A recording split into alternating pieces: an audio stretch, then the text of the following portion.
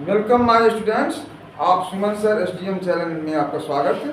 आज हम लोग पॉलिटी के क्लास को कंटिन्यू करेंगे और इसमें देखेंगे जो क्लास हम लोग जहाँ छोड़े थे वहाँ से हम लोग कंटिन्यू करेंगे। तो पॉलिटी में हम लोगों ने देखा था कि राज्य के नीति निर्देशक तत्व, राज्य के नीति निर्देशक तत्व मूल अधिकार हम लोग कर चुके थे। तो भाग 4 संविधान के अनुच्छेद भाग 4 में यानी भाग 4 में राज्य के नीति निर्देशक तत्व निर्देशक तत्वों के बारे में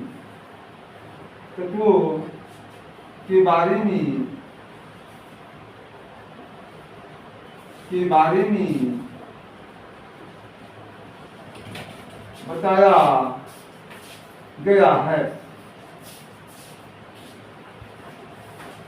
इसमें हम लोग देखते हैं आर्टिकल 36 मेरे बाबू 36 देखते हैं। आर्टिकल 36 देखते हैं। तो आर्टिकल 36 क्या होता है? इसमें राज्य की परिभाषा को बताया गया है। राज्य की परिभाषा को बताया गया है।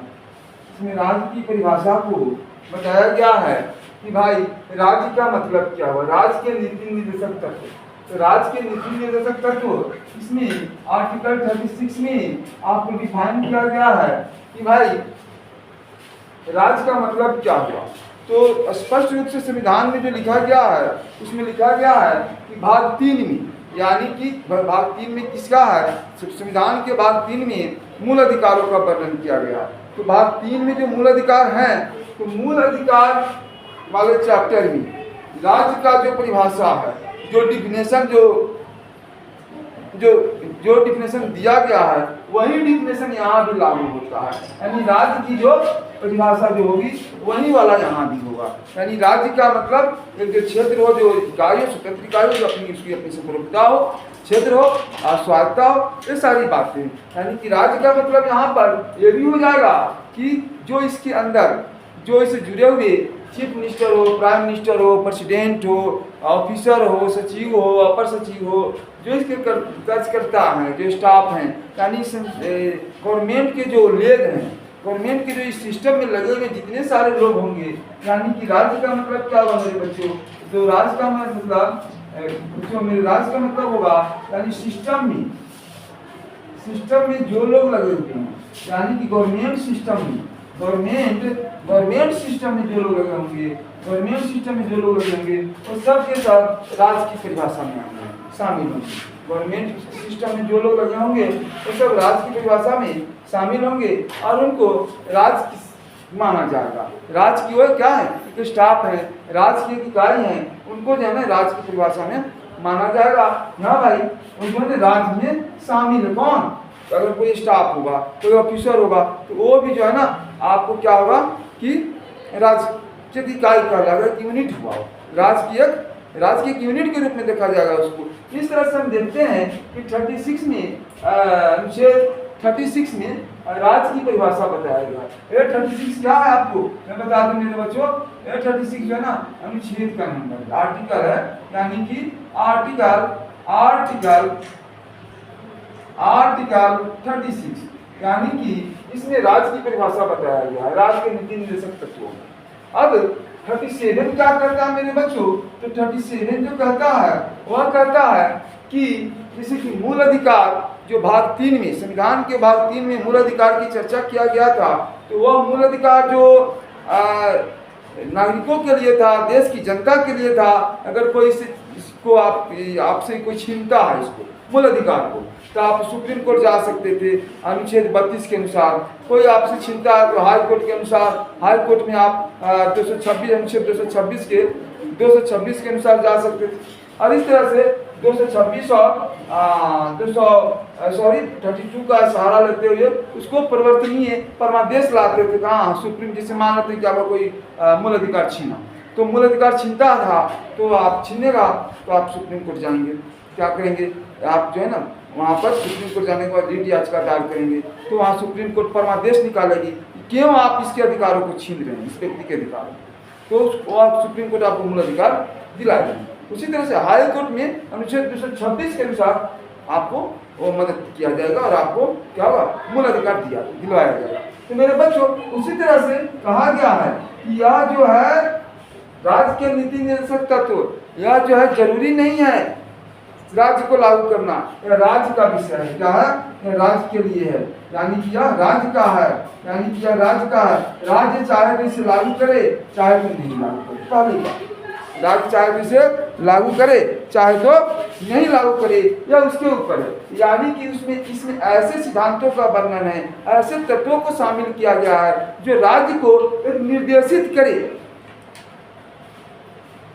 राज्य को निर्देशित करे, उसे दिखाए, एक आईना का काम करता है। यानी कि राज्य को दिखाए कि आप ऐसे ऐसे इन पहलुओं पर आप नियम बना सकते हैं, कानून बना सकते हैं और इसमें इसको जो है ना अपने नागरिकों को इतनी सुविधा दिला सकते हैं। तो राज्य को मानना इस बात नहीं है, राज्य चाहे तो माने चाहे तो नहीं माने, इसके लिए राज्य चाहेगा तो मानेगा इस तत्व को, चाहेगा तो नहीं मानेगा, इसके लिए वह बात नहीं। यानी कि आप इसके लिए कोर्ट में नहीं जा सकते, कह सकते कि भाई राज्य जो है ना स्टेट गवर्नमेंट या एक कहा जाए कि सेंट्रल गवर्नमेंट इस नियम को लागू नहीं कर रही है, नहीं मान रही, नहीं ले सकते, तो ऐसा हम नहीं कह सकते। इसके लिए कोर्ट जो है ना आपकी मदद नहीं करेगी। साफ साफ शब्दों में, आपके शब्दों में कहा जाए तो यह राज्य के लिए है, राज्य चाहे तो इसको माने चाहे तो नहीं माने। अब जो है ना जैसे कि मद्य निषेध है, तो मद्य निषेध का वर्जित होना चाहिए देश हित में, गांधी जी के अनुसार था। यानी कि आपको क्या है कि 44 में सिविल संहिता की चर्चा की गई है, तो अनुच्छेद 44 में सिविल संहिता की चर्चा की गई मेरे बच्चों। 44 सिविल संहिता की 44 सिविल संहिता की चर्चा करता है 44, यानी कि राज्य चाहे तो सिविल संहिता लागू करे, देश चाहे तो सिविल संहिता लागू करे, सिविल कोड लागू करे, नहीं चाहे तो नहीं लागू करेगा। भाई ऐसी स्थितियां देखेगा तो लागू करेगा राज्य, या देश नहीं देखेगा तो नहीं लागू करेगा, यह उसके ऊपर निर्भर करता है, तो आपके ऊपर निर्भर करता है।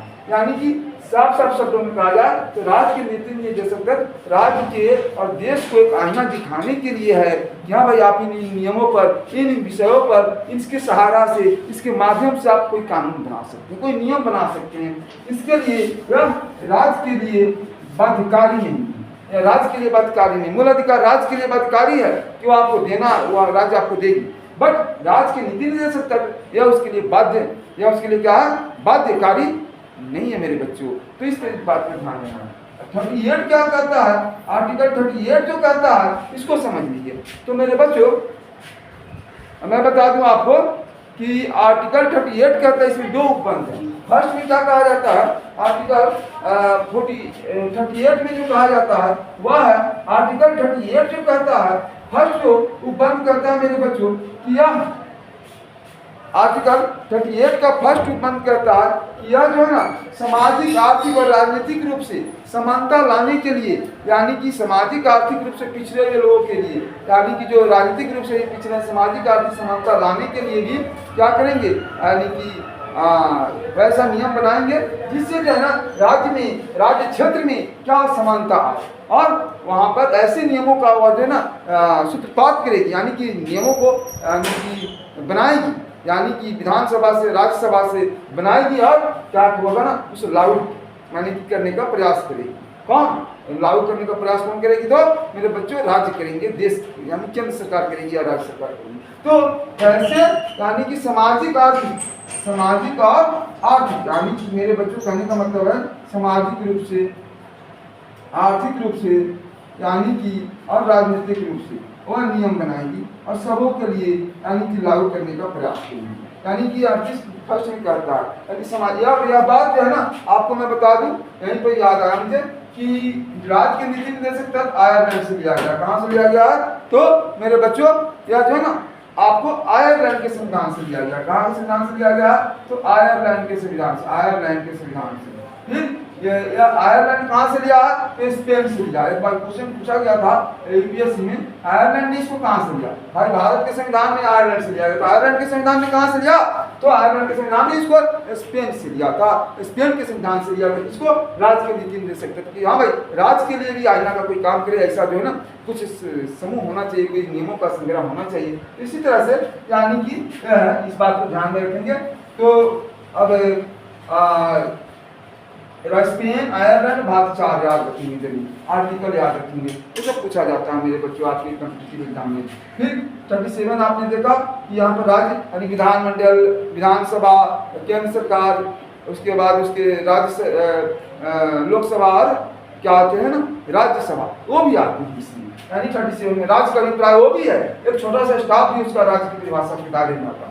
फिर हम देखते हैं कि 38 में सामाजिक आर्थिक राजनीतिक समानता लाने के लिए राज्य सरकार काम करेगी और ऐसे नियमों को प्रतिपादित करेगी। फिर सेकेंड में देखते हैं कि यानी कि ऐसे प्रशासकीय ऐसे संस्थाओं की स्थापना करेगी यानी कि राज्य सरकार, जिसके द्वारा क्या होगा सामाजिक आर्थिक जो विषमता फैली हुई है वह विषमता समाप्त हो जाए और समानता जो है ना अपने राज्य क्षेत्र में स्थापित हो और गवर्निंग हो। इस तरह से हम देखते हैं कि राज्य क्षेत्र में या देश क्षेत्र में यानी कि इस भौगोलिक एरिया में जो भी भौगोलिक एरिया होता है यानी अपने राज्य का या अपने देश का, वहां पर कोई भी राज्य सरकार या केंद्र सरकार सामाजिक आर्थिक और राजनीतिक समानता लाने के लिए यानी कि सांस्कृतिक रूप से भी और कोई वर्ग करने के लिए ना यानी कि दो समुदायों के बीच देश को मिटाने के लिए भी ऐसे नियमों को बनाएगी, ऐसी संस्थाओं को बनाएगी और उसका प्रशासन करेगी। और इस तरह से यानी कि दो समुदायों के बीच या दो जातियों के बीच या दो यानी कि समुदायों के बीच जो अपने देश में अगर विभिन्नता है, असमानता है, बहुत सारी असमानताएं हैं तो उसको दूर करने का प्रयास किया जाएगा।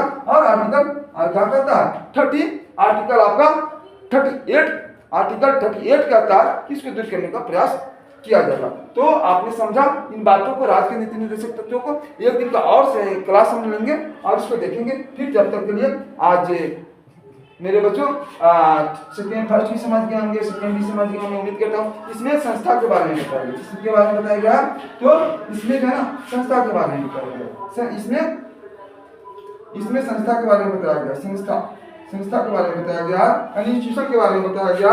और फिर हम देखते हैं कि 39 देखेंगे, 40 देखेंगे, इसी तरह से चलेंगे आपको 50 तक चलेंगे और फिर देखेंगे इसको। ठीक है, तब तक के लिए बाय, ओके। अब फिर अगले वीडियो में मिलते हैं।